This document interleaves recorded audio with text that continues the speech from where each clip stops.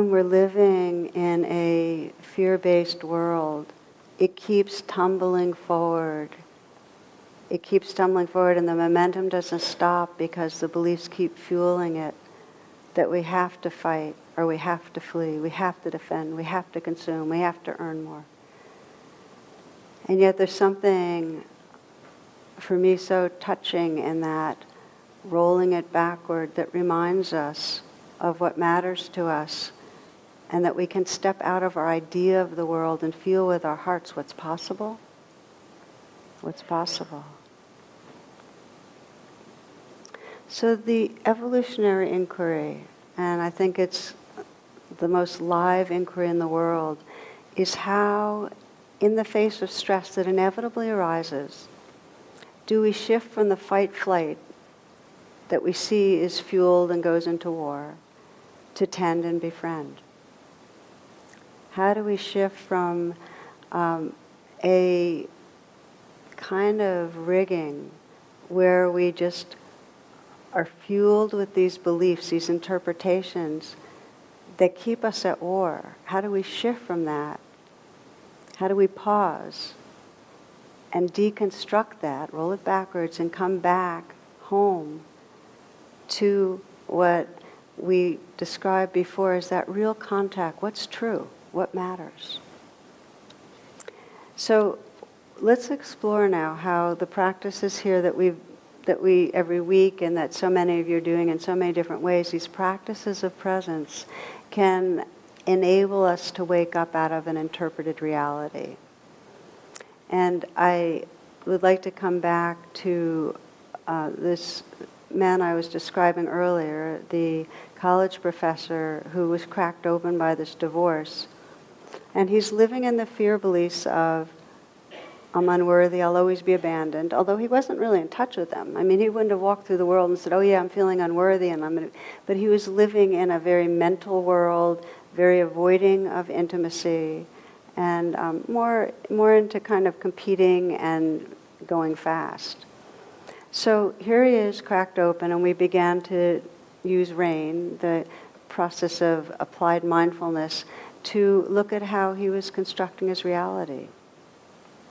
And I ask a series of questions when people are very caught in certain beliefs that I find Byron Katie's work really, really inspiring in terms of unpacking beliefs. And so those of you that haven't checked out her work, I'd like to recommend it. The first question, what are you believing? So here he is, cracked open. Again, what are you believing? Okay, so the belief is, I will always be left. I am not worthy. The next question is really, is this true? And this is where we start listening more deeply. Is that belief truth? Okay, it's a belief, it's words, it's images, it's sound bites, it's got feelings to it, but is it truth? And this is where we start taking back our own listening, and we really need to listen fresh. If it's a habitual, oh, is this truth? Yeah, it's true. That doesn't count. Is it truth? And then we say, okay, I'm really going to listen. For him, what he came up with was, well, it appears to be, and that's been my track record, and I don't know. There's a power to asking that question, is this truth? Because first of all, it reminds us that it's a belief. There's a little bit of space around it with just the question. Does that make sense? Just asking, is this truth? Many people, when I ask that question, will go, yeah, it feels that way, and that's okay. Just the question opens up a little space. Then I ask, well, what's it like to believe it? And this is where we start listening into what is really happening in my body and my heart when I'm believing that I'm always going to be abandoned or that I'm unworthy. And so with RAIN, if you just put it in the RAIN kind of terminology, you're recognizing and allowing that there's this suffering. I'm caught, and I'm going to say, okay, I'm just going to let it be here right now. I'm allowing it. And then there's this investigating. What am I believing? Is it true? How does it feel in my body? It has to be felt in the body for the belief to start loosening its grip. So let me say that again.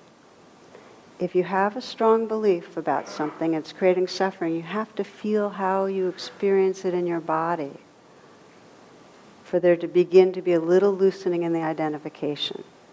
So for him, again, there was that listening. What's it like in my body? What's it like in my body? Fear, hollowness, shakiness, terror, lonely. How's that in your body?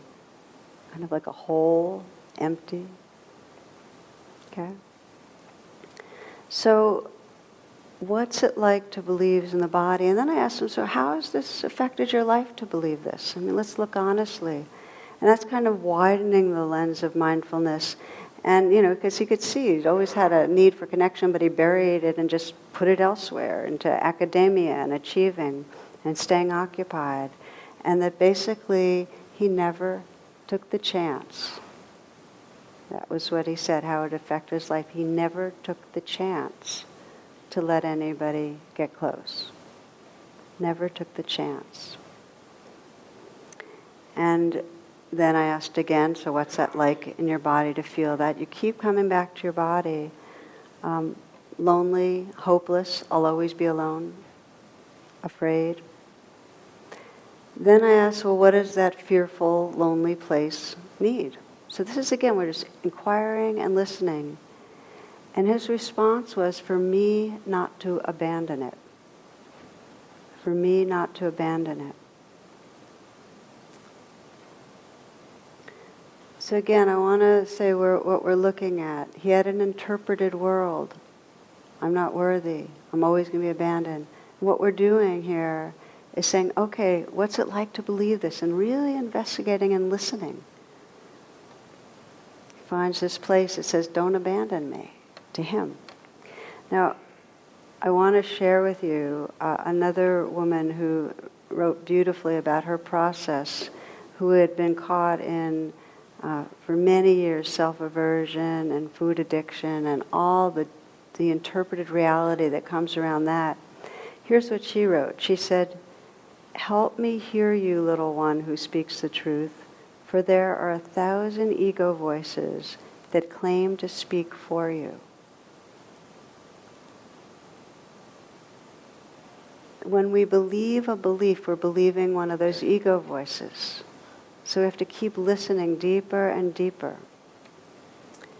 So for this man, the request is, don't abandon me. And that's where his heart really started softening. He could sense that his fear and his mistrust in the world was he would always be abandoned, but he had abandoned himself. He had left his own body, he had left his heart, he had left that young one that felt abandoned. He had participated. So that's when he was able to say, I want to be here. I don't know if I can, but I want to be here with you. And that's all it takes, by the way. We can't always promise to ourselves that we're going to show up, but we can have the intention. So this is the movement that really is from the head, where there's interpretation, to the heart. For that woman that I described who was caught in addiction, the response in her, what's needed is, remain in me. This is from the scriptures. This woman's a beautiful, mystical Christian herself. Remain in me. Underneath our beliefs is a longing. We need to get to that. For him, it's don't abandon me. For her, it's remain in me. Stay here, stay here, stay here. Which I think of, it could be instructions for lifetimes. Just remain. And you might sense for yourself, if you just close your eyes for a moment, and you sense that you can pause, and you sense that you can arrive in this pause and touch the life that's actually here. Feel the aliveness, sensations, listen to sounds. The pathway of awakening from our interpreted world is to come home to this immediate presence. Remain in me, stay here. And if there's that courage and willingness, we can find in that presence the light and the love that will free us from any fear-based belief.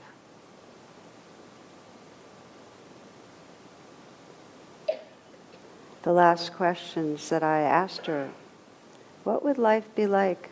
Or asked him, I'm back to the guy who was feeling unworthy, was going to be abandoned. What would life be like if you did not believe that? That if you didn't believe anymore that you were unworthy? If you didn't believe that you'd be abandoned? And you might ask yourself, if you know of a belief that really holds you, what would life be like without it? For him, it was a body tingling and alive. He just felt full of life. Possibility. And then the final question, who would you be without this belief? Unbounded, belonging. Now I want to say, as I share this story, that this was not a one-shot where we went through this inquiry and this deep listening and he found the longing beneath the belief and he felt that wholeness. This was not a one-shot. Many, many rounds. And for the next few years, he, as far as I know, he's been living alone. He's gotten involved with a few more friends, had some unsuccessful online encounters. And he took up swing dancing. These are things I know about him. But what I do know is he's not depressed. And he says it's because he feels possibility. And to me, that hope, it kind of brings us back to Kurt Vonnegut's story. It doesn't have to be the way the interpreted world always turns out. The interpreted world keeps us separate. When we start sensing what's beyond our beliefs, the possibility of connection and that journey of intimacy, it becomes possible. So, okay, it's been a few years and he hasn't manifested. It's not a happily ever after story, but he has hope. How beautiful. So the pathway that I'm describing here tonight is to awaken from the interpreted world by saying, what's underneath it? Can we contact the life right here?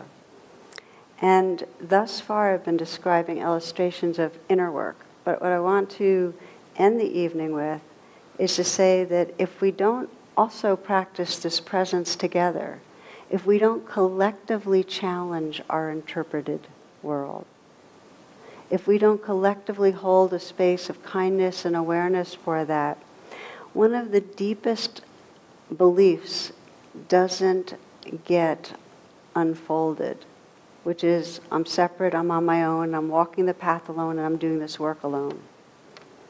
There's a story I like to share now and then that Araya Mountain Dreamer writes about a workshop she taught. And she says at the end of a very long day, a small, thin woman in an oversized parka introduced herself as Isabel. Can I do this meditation on my own, she asked. Yes. Sure you can. Many people find it easier to establish a practice with the help of a group. It's hard to keep up the discipline on your own. Well, what will it give me? What will I get if I do this every day? Her tone took on a whining quality and felt my irritation rise as she continued. How fast will it work? Will I feel difference after a week? How will I know it's working? This is exactly the kind of thing I detested. The quest for a quick fix, the desire for guaranteed outcomes. The simple answer. Do this and you'll get that. My sons were waiting for me and I wanted to go home. I took a deep breath, looked directly at Isabel, and set my knapsack down on the floor. I tried to slow down my words, thinking that maybe if I spoke slower, I would feel more patient. Well, I said, meditation is more a process than a goal-oriented activity. It can help you become aware of what's going on within and around you, and this can help reduce stress. My best advice is to try it and just be patient with yourself. I picked up my bag and started to button my coat. I really did have to leave, and I wanted to get out while I was feeling virtuous for not snapping her head off. But as I started to move away, Isabel suddenly reached out and grabbed my arm with surprising strength. But what I want to know, she said, her voice rising in a crescendo that bordered on real panic, is will it help me find God? If I meditate, will I have an experience of something or someone out there listening, something really with me? A wave of desperation swept out from her through me, and I was surprised to find my eyes filling with tears. This woman wasn't looking for an easy answer or a guaranteed formula because she was lazy. She didn't want a simple plan because she was unable or unwilling to think critically about what would work. She wanted something she knew would work and work quickly because she was hanging on by her fingernails. She wanted something that would work in a week because she was afraid that she simply wasn't going to make it through months or years. I put my hand gently over Isabel's where it gripped my arm. It's okay, Isabel. We all feel desperate at times, I said. Nobody does it by themselves. We all need help. Her hand relaxed a little beneath mine and she started to cry. We talked for a while longer. There is no them. There's only us. When I left, I did not leave one of them. I said goodbye to one of us, a human being doing the best she can, searching for the home for which all our hearts long.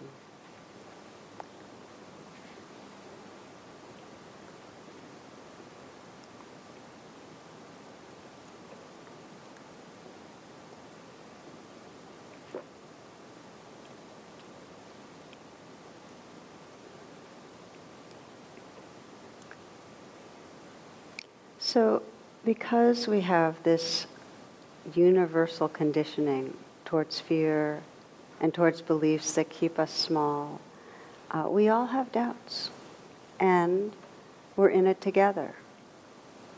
So much of the pain of separation comes from what happens in relationship, and so much healing and freedom happens when we bring our interpreted world and our fears into a relational field and look at that together. It's so powerful. I think as I speak, I like the language of co-listen. We need to co-listen to what's going on. 12-step groups, there's just so much power to seeing the collective tendency towards self-delusion and be able to name that with honesty, with humor, with clarity. You know, what's called stinking thinking, where we convince ourselves that, you know, we're going to be okay with just this one or whatever it is. But what happens, it's not so personal when we bring our interpreted realities in and we start holding it more lightly, and a lot more light shines through it. We begin to have more choices. There's support. And I see that so much in our community. We have the spiritual friends groups. We probably have 30-some groups that meet every other week. And in these groups, just the capacity to share, okay, I'm caught up in this. I'm caught up in these feelings and this belief and so on. And for there to be a shared container, it helps each of us to hold more lightly what's going on inside us, to untangle the beliefs.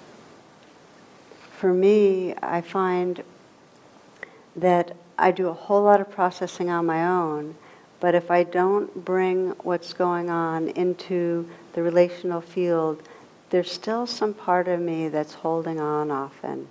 And the biggest example is when I've made a mistake in some way, and through my words, through my actions, through my lack of action, whatever it is, that's created suffering. And I can do a lot of processing and forgive and see how come I was caught up. But it's the moments when I'm with others, the others that really are upset with me, not just, you know, if I talk to a large group and nobody's upset with me about everything, they just think, oh, isn't Tara great? She admits stuff, you know. But I'm talking about when, you know, that's different. I get a lot free ride on that one.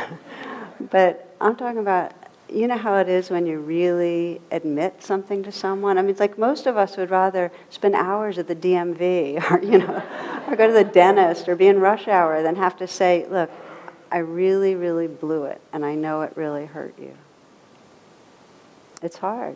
So now, when I make mistakes, which happen all the time, that really get to me, like, oh, that really I'm working with one right now where something I should have responded to and I just let it slide and it really mattered to respond to.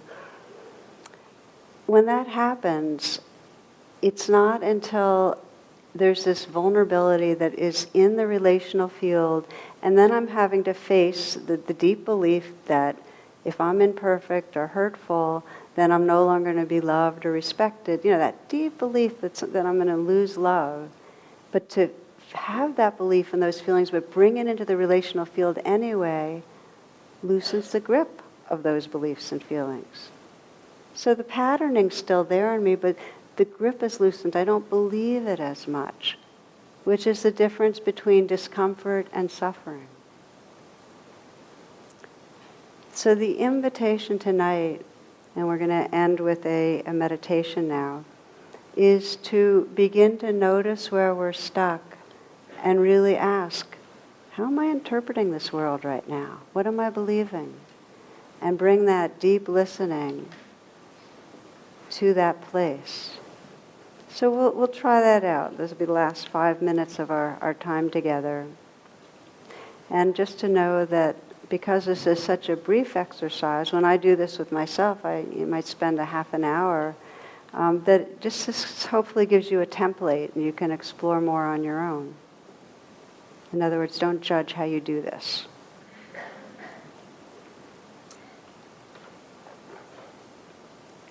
So letting the attention go inward, and you might take a few breaths just to collect and gather yourself right here.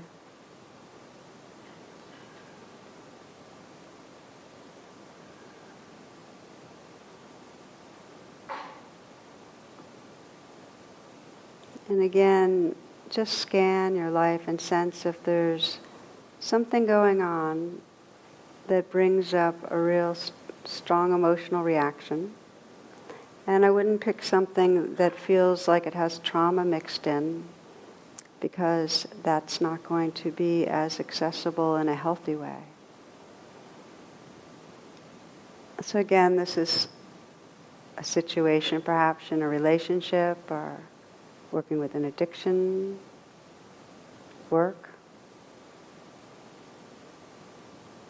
where in these circumstances you find yourself caught in a reaction, caught in an emotion that's painful, perhaps anger, hurt, fear.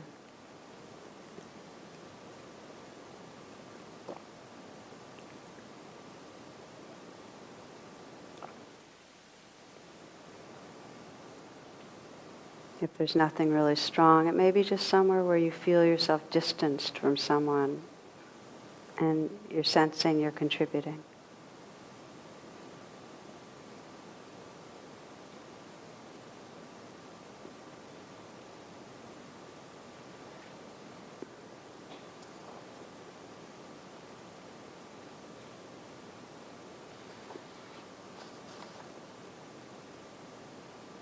And you might begin by just recognizing, allowing that this is a difficult situation, so that you're acknowledging it and just creating space for it.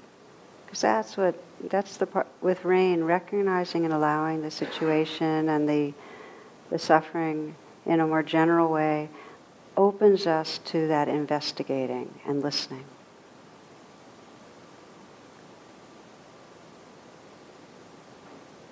And just letting yourself tune into the situation and really the place in you that's upset in the situation.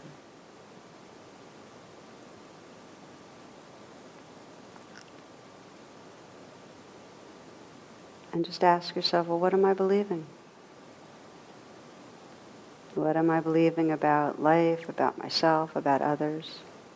What's the interpretation here?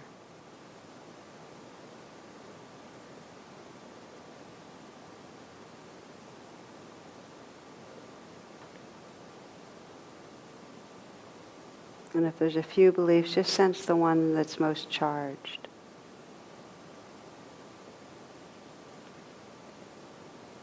Are you believing that others don't relate to you well, that they don't like you or respect you, that you're not lovable? Are you believing you're unworthy? That you're failing in some way?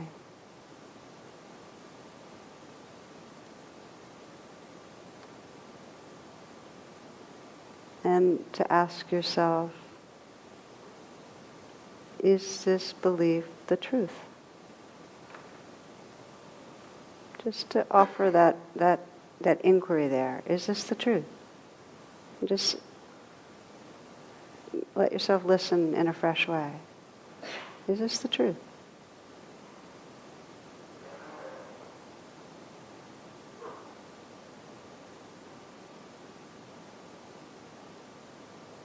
And then take some moments to investigate more deeply. When you're believing whatever it is, what's it like?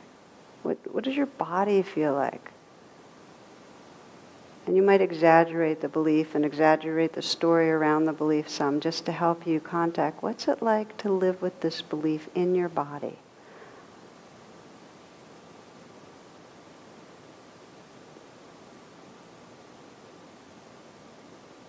What does your heart feel like when you're believing this? Your belly.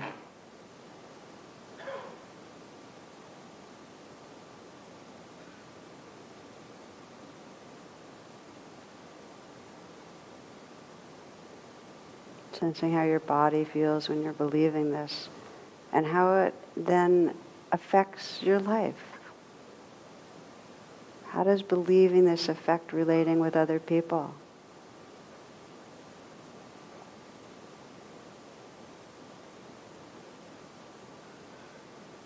Or affect your capacity to be creative, or to enjoy, or be spontaneous?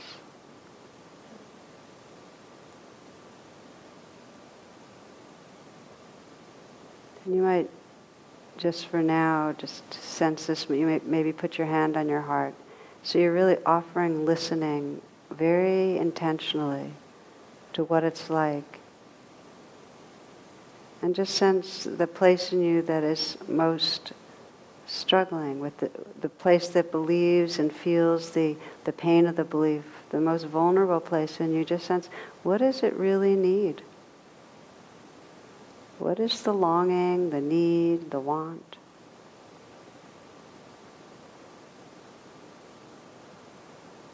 So just listen. It may be that there's just a lot going on and it's not clear. Or it may be that you listen in a fresh way and there's some real sense, a voice that's really deep in you, that you can sense what's needed.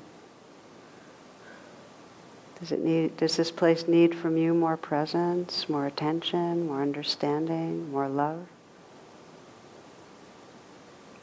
For you not to abandon it, for you to stay?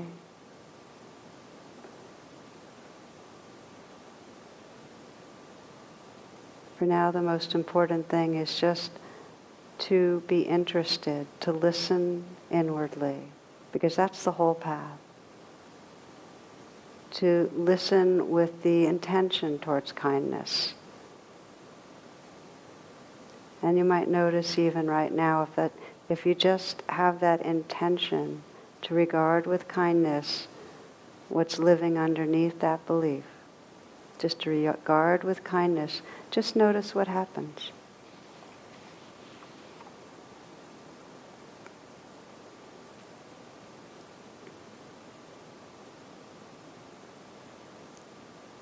You might ask yourself, what would my life be like without this belief? And just again, fresh, listen, sense. What would your life be like? You might get a glimmer of something. Just like that film rolling backwards. What would it be like? What's possible?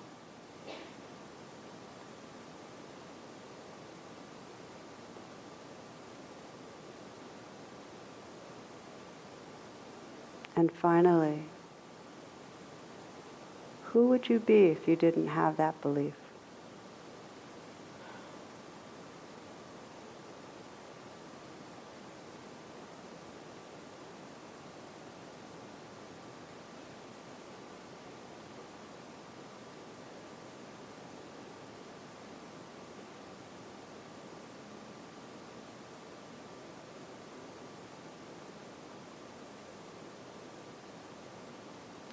Rumi says, I am water, I am the thorn that catches someone's clothing.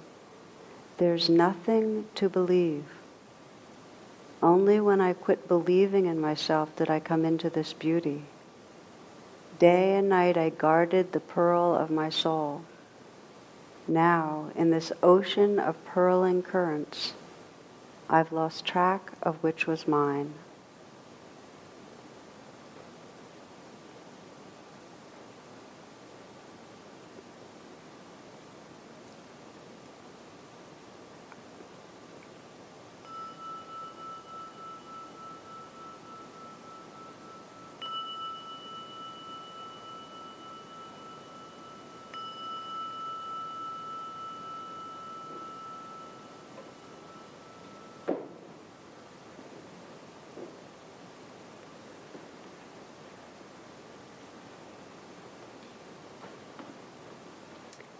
Thank you for your attention.